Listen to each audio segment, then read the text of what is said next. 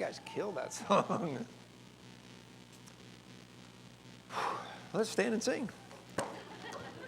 No, you're not getting off that easy. Open your Bibles to Matthew 25, if you would, please. In Matthew 24 and 25, open to Matthew 25, but in these two chapters, we find Jesus teaching through a string of parables about readiness. In chapter 24, verses 1 through 35, he's answering the question that he's asked in chapter 24, verse 3. The question is, when will these things be? Because he's just been talking about the walls of the city coming down. He's talking about what's going to happen in the judgment on Jerusalem in the very near future. Then in chapter 24, verses 36 through chapter 25, he's answering the second question. Back in 24, verse 3, what will be a sign of your coming and the end of the age? So he's answering the second question beginning in 25, verse 14. Well, he's answering the question earlier than that, but in 25, verse 14, he begins to tell the parable of the talents, a parable we're pretty familiar with. This is the parable where the master leaves his servants in charge. He gives one 5 talents, one 2 talents, and one 1 talent. And when he comes back, let's look at what he says, and let's hope I can read this because I left my glasses back there. Chapter 25, verse 19 says, after a long time, the master of those servants came and settled accounts with them. The man who had received 5 talents approached, presented 5 more talents, and said, Master, you gave me 5 talents. See, I've earned, thank you, sir, earned 5 more. Now I lost my place. Thanks, Dan.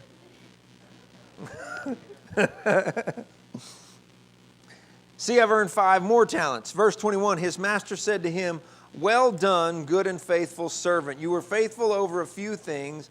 I will put you in charge of many things. Share your master's joy. And then the servant with 2 talents, same thing happens. He earns 2 more. He's given the same recognition from the master. Well done, good and faithful servant. And we'll stop right there. We know what happens to the third guy, but maybe we'll talk about that another time. This evening, I want us to focus on the words Jesus spoke to those first 2 servants. Well done. Well done, good and faithful servant. Spoken to a servant who wisely invested, wisely used the things the master had given him, wisely invested the money. And those words echo down to us through the ages, through the centuries, offering us some solace, offering us some encouragement to all of us who strive to follow God, to follow His will. Those words, well done, my good and faithful servant. You see, in our Christian lives, we're all servants. I mean, that's what we're here to do. We're here to serve God. We're here to serve God's people. We're entrusted with gifts and talents that we're to use for the betterment of others, for the betterment of His kingdom. Just as those servants in the parable multiplied the master's belongings, we're to multiply the gifts that the master gives us. The new song that we're going to learn in December is a song written by 3 guys, Jason Ingram, Matt Fuqua, and Josh Havens. They're in a group. They're the ones that have made it kind of famous, I guess. They're in a group, which I think is kind of ironic. They're in a group called The Afters, and it's about going to heaven. It's The Afters. You'll get it later. But this song really beautifully encaptures this idea of recognition and reward that we expect to receive from God Himself. The lyrics really express the longings of a faithful servant. This is what we want to hear. And the song you're going to hear is going to express this very idea, anticipating that day when we'll stand before God Himself and we'll hear the words, well done, good and faithful servant. So listen to these words. We have it queued up back there. Listen to these words as we hear this song. We'll start learning this next week.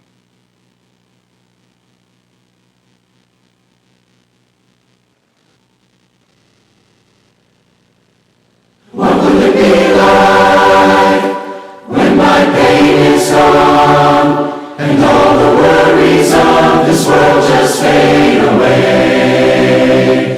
What will it be like when you call my name?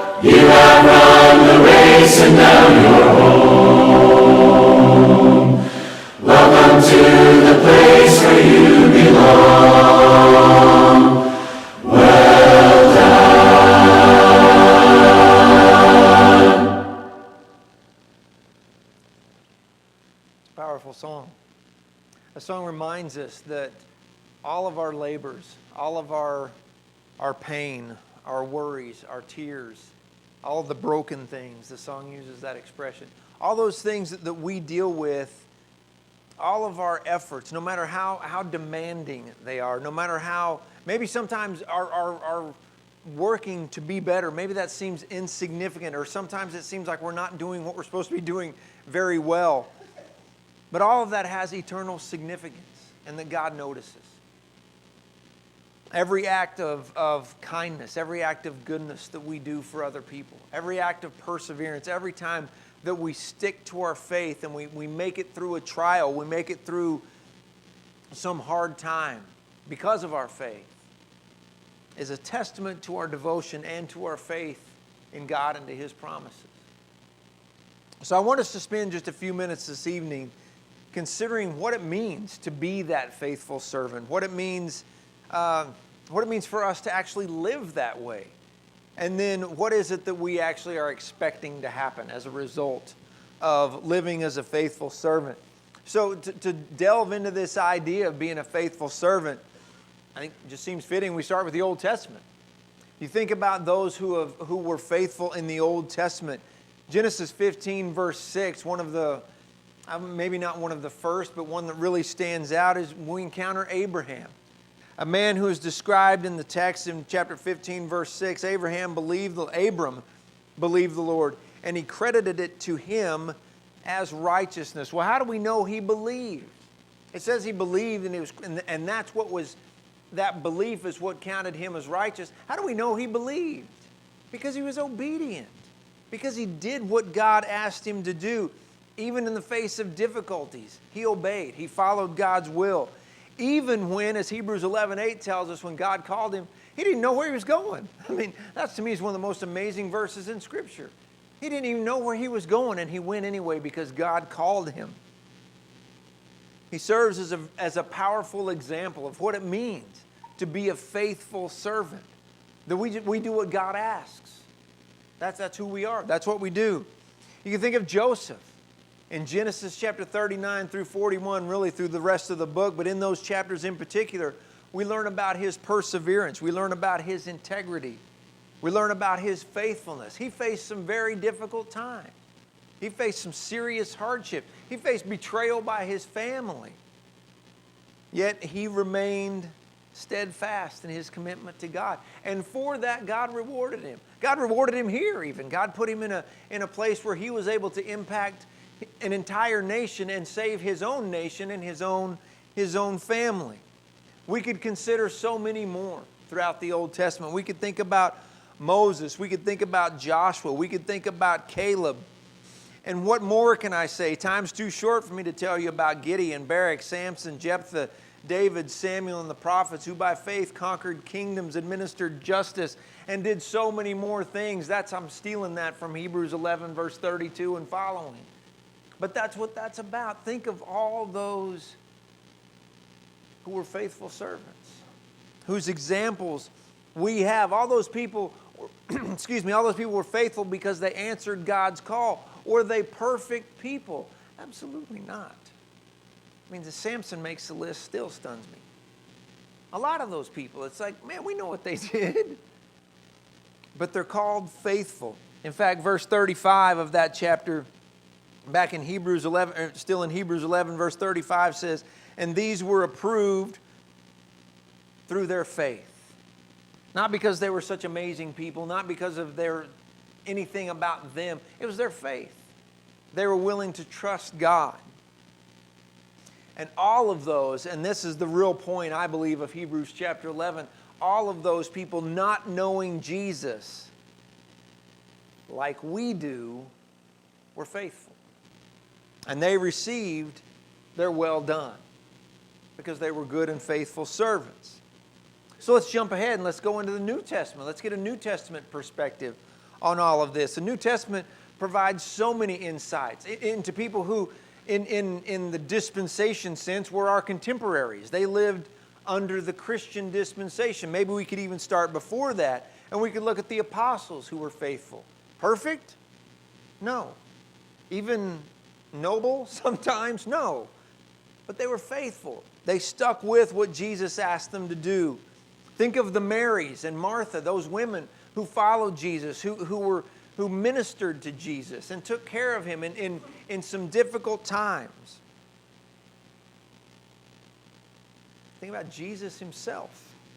I mean, what better example of faithfulness can we find than Jesus? John 6:38, among many other places, Jesus says he came simply to do the will of his Father. For that he's counted as faithful. Hebrews chapter 5 verse 8 says that he learned obedience. I mean, that's amazing that Jesus learned what it's like for us to have to obey. It says he learned that even to take it to a different extreme. He learned it through his suffering. Now, granted, Jesus' well done is different than ours will be.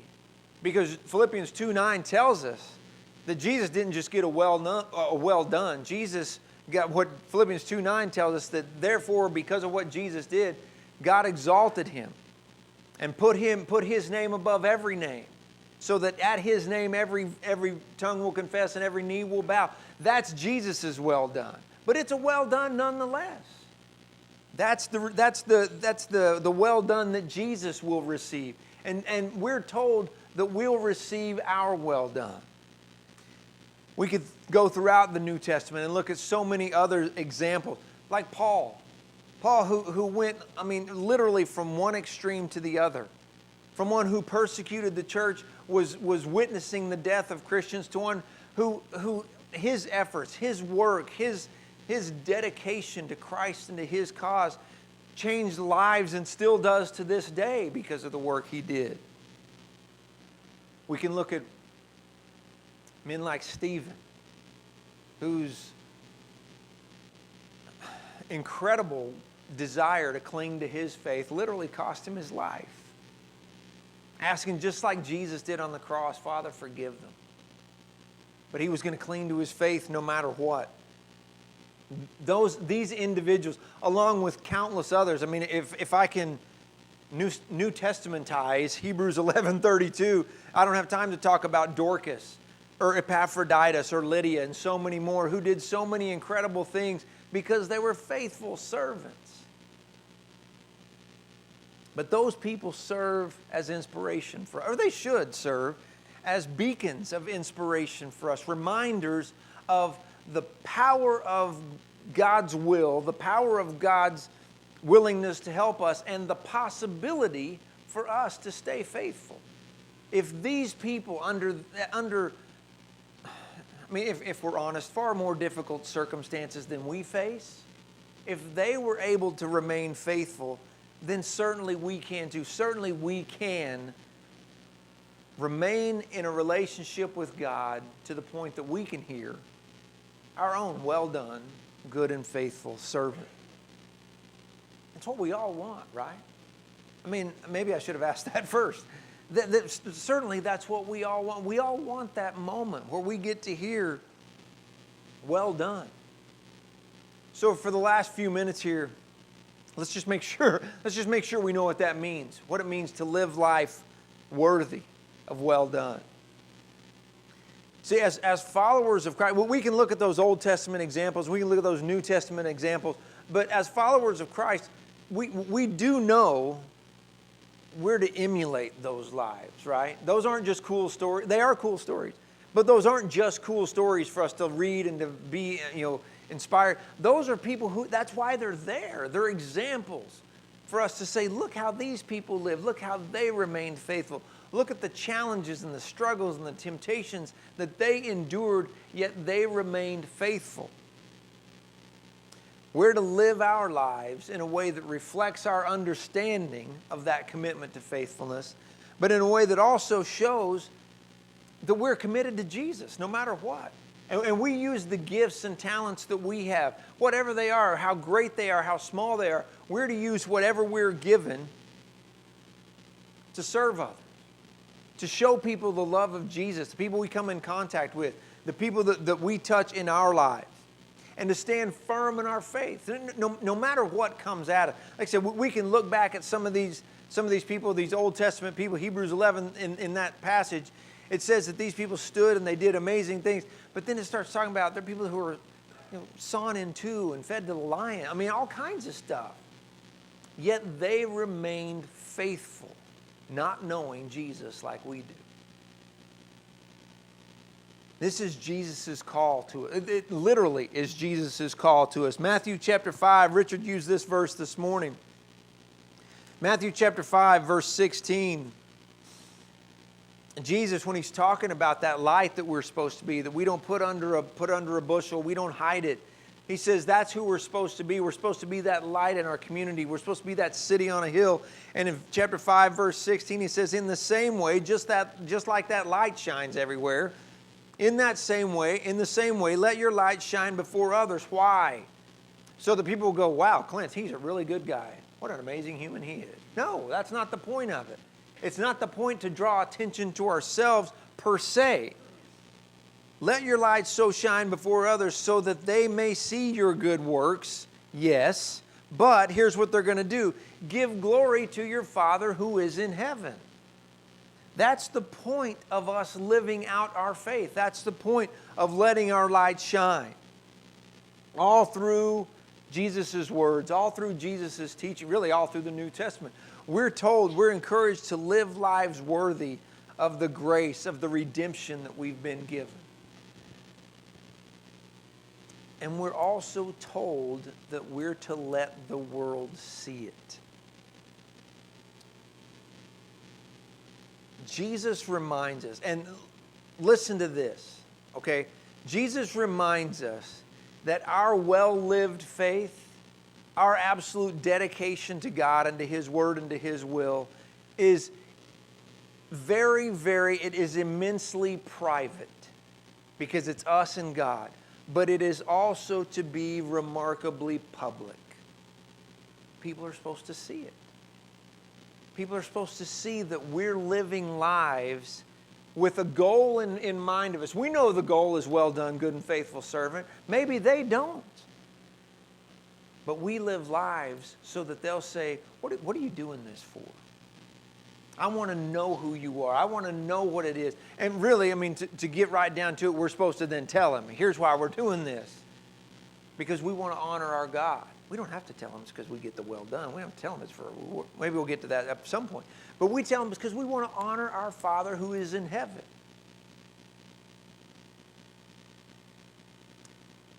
Jesus reminds us that people should notice our difference.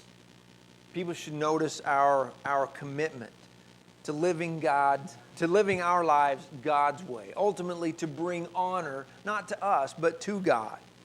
This song that we're going to learn also reminds us that we're to live in such a way that when we all ultimately stand before God, and we will all ultimately stand before God, that we will hear those words, well done, my good and faithful servant.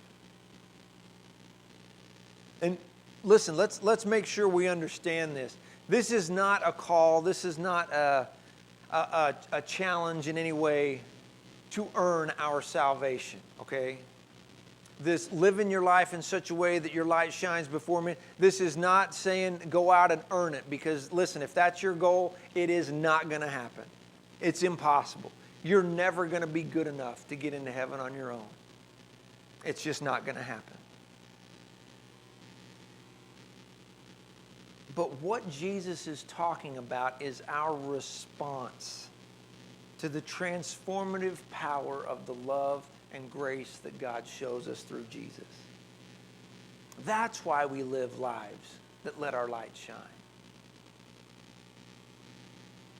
By His Spirit, as Jeremy prayed, I thought that was interesting that Jeremy prayed that, because I was kind of thinking about that through the week. But it is by the power of the Spirit that God gives us that we're empowered to live out our faith, to let people see our lives. So we impact the world around us, not for our credit, not for our glory, but for God's. Now that we're past Thanksgiving, if you're like many kids, and I say kids, I should say kids of all ages, it may be that now you just cannot wait till Christmas. Dude, I'm telling you, man, when I was a kid, I love Thanksgiving. It was great. We used to have this giant family Thanksgiving thing in Perry, Oklahoma, where we get together. But I mean, on the way home from Thanksgiving, it's Christmas. My brain goes, and it's Christmas focused. I just cannot wait. What is it you can't wait for? Maybe it's retirement. Maybe it's vacation. Maybe it's a doctor's appointment. No, it's probably not a doctor's appointment. Well, as we close, I want to remind us all that as Christians, we live in anticipation of well done. I mean, in anticipation of it. As Christians, we eagerly anticipate, or at least we should eagerly anticipate the day that we stand before God. We ought to be people who can't wait for that. That's what this song expresses, that eagerness, that I can't wait to get my chance. When we're standing, my mental image, this is what I've had my whole life, sorry. But on Judgment Day, we're standing in line, and it's like the next person, Bob Davison, step up. So the guy goes in front of me, and then I'm like, it's finally my turn. And there's part of me, back when I was younger, I was like, oh, that's going to be horrible. But as a faithful Christian, my mental image now is, oh, I'm next. Because what are you waiting for? Well done, my good and faithful servant. Whew. Can't wait for that. Now, from the world's perspective, that seems weird. Almost a little macabre. What you're saying is you can't wait to die. No, I'm not looking. It's not that even, really. It's what's next.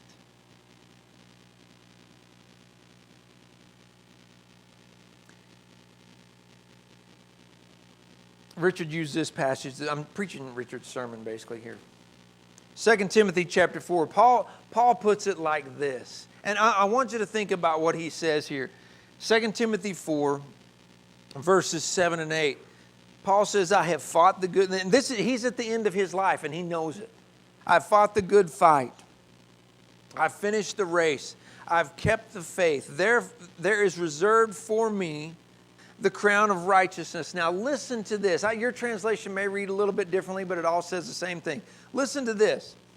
There's reserved for me the crown of righteousness, which the Lord, the righteous judge, will give me on that day. Have you ever thought about that? There's not just a dispenser that shoots out your crown of righteousness. Paul says, God gives that to me.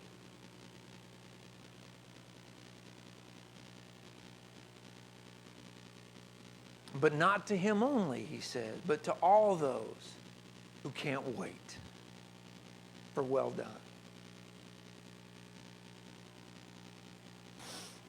And that's exactly what it is. It's a promise. And that promise, that promise of the expectation, the anticipation of well done, shouldn't just be comfort. It should be comforting because, it is very comforting. But it should be the driving force behind everything we do. It should be the hope that motivates us to live our lives in such a way that the world sees our light shining.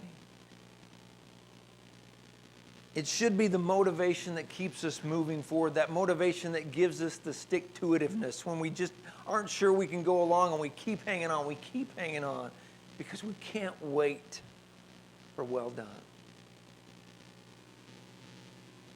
And knowing that our efforts, like I said, it's not about our effort. It's our effort to remain faithful. And knowing those efforts, no matter how small they seem or how bumpy our road is or how untidy our approach to our faith can sometimes be, knowing that that effort is seen and valued by God should provide for us just an unshakable foundation for our Christian life. It's our assurance that our struggle, that our doubt sometimes, that our wavering sometimes, but are coming to God in prayer and asking for forgiveness and getting back upright, that all of that struggle won't go unnoticed by God. Our labors won't be in vain. So as you go into the week this week, take those words from Matthew 25:21. Let those be words of encouragement. Well done, good and faithful servant. You've been faithful with a little bit. Now I'm going to give you more than you can imagine. That's a paraphrase right there. But as we plan for and then prepare to learn this song next week, I want you to reflect on this. Reflect on the biblical message, that message which is the call to faithfulness, the call to stay faithful. I encourage you to find the words of this song. I think Lori might be able to send them out. I don't remember exactly how that worked, but you can Google it. Well done song lyrics. You'll find it. But look at those words and let those words challenge you. Let those words inspire you to live a life that brings glory to God. Let's spend this week striving to be good and faithful servants. Using the gifts that we have, the gifts that God has given us, whatever they are, to serve others, to spread His message. And to remember that the effort that we put out in this life, the struggle that sometimes it is for us to remain faithful, when we pull through, when we beg God's help and He pulls us through, that all that has significance and that God notices all of it. And when we live faithfully, when we walk in the light as He is in the light, that's how John would put it in 1 John chapter 1, verse 7. We can know that one day we'll hear those words. Well done, my good and faithful servant. You want that assurance. I mean, I know you do. You wouldn't be here tonight if you didn't want that. But maybe you're not sure how to get there.